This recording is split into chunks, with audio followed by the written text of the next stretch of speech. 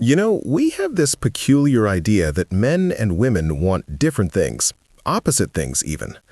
But I don't mean the obvious surface desires, the romantic comedies and the magazine articles. I mean when you really begin to see what's happening beneath the performance, beneath the social conditioning, when you watch the patterns that repeat across centuries, across cultures, across every relationship you've ever witnessed. And here's what nobody tells you.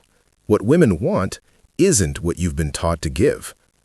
Do you ever wonder why the advice you've received has left you more confused than when you started? Nobody tells you this, but you've probably felt it. That strange disconnect between what people say they want and what they actually respond to. You've seen it play out in your own life, haven't you? The friend who pursues someone endlessly only to be told, "You're too nice," while someone else, someone who seems to care less, receives everything effortlessly. Do you ever feel like there's a secret language being spoken that nobody bothered to teach you? A game with rules that everyone denies exist, yet everyone is somehow playing. And here's the maddening part. You've probably tried to do everything right. You've listened, you've been supportive, you've been emotionally available, you've communicated your feelings honestly, you've shown up consistently, and somehow, inexplicably, it didn't work. Or worse, it worked initially, created connection, sparked something, and then gradually, imperceptibly, the attraction faded, the warmth cooled, the passion transformed into something comfortable, familiar, and ultimately, dead. Do you ever lie awake wondering what changed, what you did wrong, why the very qualities that were supposed to create love seemed to suffocate it instead? Here's where the danger begins. We're taught to be authentic, to communicate, to express our feelings openly, all noble ideas. But what if everything we've been taught is backwards? What if the very things we've been conditioned to believe are virtuous are the exact things that repel what we're seeking? Machiavelli understood something 500 years ago that we're still afraid to admit today. And this is where it gets interesting, because what he observed isn't about manipulation, it's about reality. The brutal, uncomfortable reality beneath the stories we tell ourselves. The reality that human desire doesn't follow the rules of fairness or reason, that attraction isn't a reward for good behavior, that what draws people together operates on principles far older than our modern notions of romance and partnership. Let me share with you what Machiavelli discovered about desire, power, and human nature. Specifically about what truly drives attraction in the feminine psyche, and I want to reveal why understanding this will free you from years of confusion and self-betrayal. Because once you see these patterns, you can't unsee them, and that's both liberating and terrifying. Let me share 5 brutal truths about what women want. Truths that Machiavelli observed in Renaissance courts, truths that ancient philosophy recognized, truths that your own experience has probably shown you, if you're honest enough to see them. Point 1. Women don't want nice, they want necessary. Now, the first thing you must understand is this: necessity creates value. Machiavelli wrote that men are more attached to what they fear to lose than to what they easily acquire. This isn't about women specifically, it's about human nature. But it manifests in attraction in ways we're terrified to acknowledge. When you're too available, too accommodating, too eager to please, you become like air, essential perhaps, but completely taken for granted. You cease to be a person and become a resource, a utility. Think about it this way. What do you value more? The water that flows freely from your tap, or water when you're desperately thirsty in a desert? The water hasn't changed. Its chemical composition is identical, but the context has transformed its value completely. Scarcity doesn't create value arbitrarily. It reveals value that was always there but invisible in abundance. It's like trying to pour the ocean into a teacup. The ocean is magnificent, vast, powerful, but it's also everywhere. It asks nothing of you.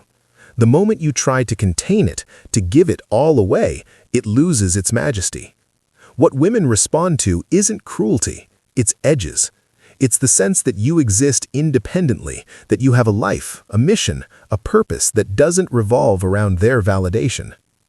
I once knew someone who would text immediately, cancel plans with friends, rearrange his entire schedule at a moment's notice, all to prove how much he cared. He thought he was demonstrating love, devotion, commitment. And do you know what happened? She lost interest, not because she was shallow, but because he became predictable, safe, unnecessary.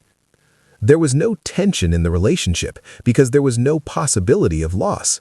She could take him for granted because he had signaled, through his behavior, not his words, that he would always be there regardless of how she treated him.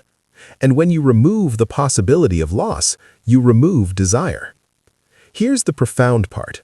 When you have boundaries, when you say no occasionally, when you demonstrate that your time and energy are finite resources, you become valuable. Not because you're playing games, but because you're living as though you matter too. You're no longer begging for a seat at the table, you're building your own table and inviting select people to join you. This is why the man who is consumed by his own mission, his own work, his own interests, this is the man who naturally attracts. Not because he's ignoring women, but because he's treating his own life as though it's worth living. He has something to lose if a relationship demands too much. He has a life that exists independent of romantic validation.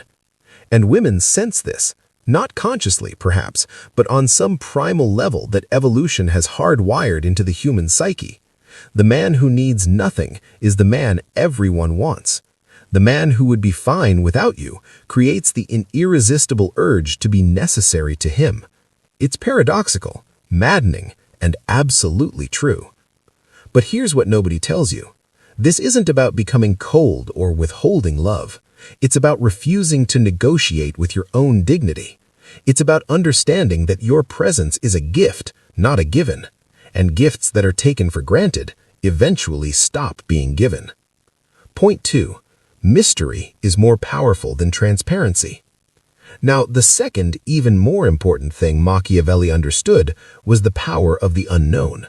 We live in an age that worships transparency. Communicate everything, share your feelings, be vulnerable. And while vulnerability has its place, unlimited transparency is relationship suicide.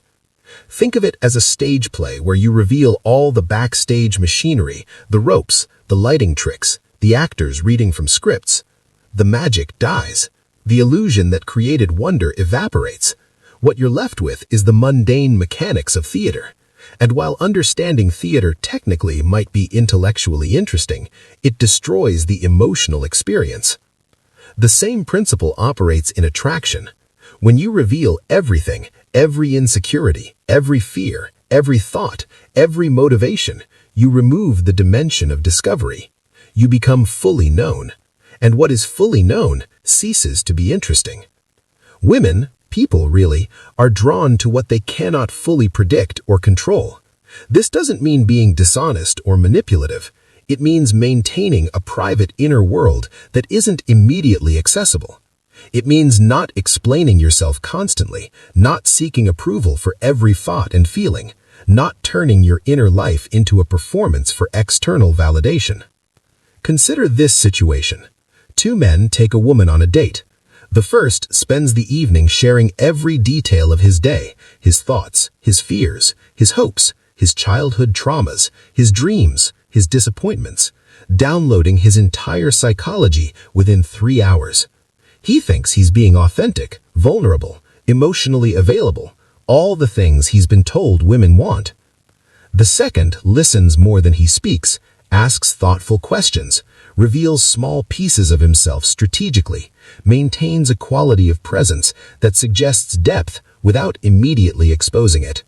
He shares one meaningful story that hints at complexity, but doesn't explain everything. He leaves space for curiosity, for imagination, for wondering what else might be there. Which creates the desire to see him again. Here's what this really means. When you're an open book, you've been read. There's no reason to return to a story you've already finished. The ending is known. The plot has been revealed. But when you maintain depth, layers, complexity, when you don't give everything away in the first encounter, you become interesting.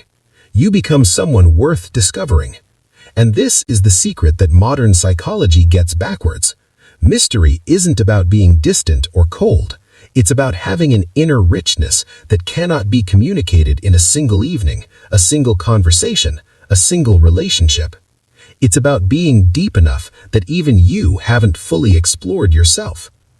The man who is constantly engaged in his own evolution, who reads philosophy, who pursues mastery in his craft, who contemplates existence, who has a rich internal landscape, this man naturally maintains mystery, not because he's hiding, but because there's simply too much to convey quickly. Think about the great teachers, the philosophers, the artists who captivate us across centuries. Do they reveal everything immediately? Or do they offer glimpses, fragments, pieces of wisdom that invite deeper exploration? The Mona Lisa is captivating not because we understand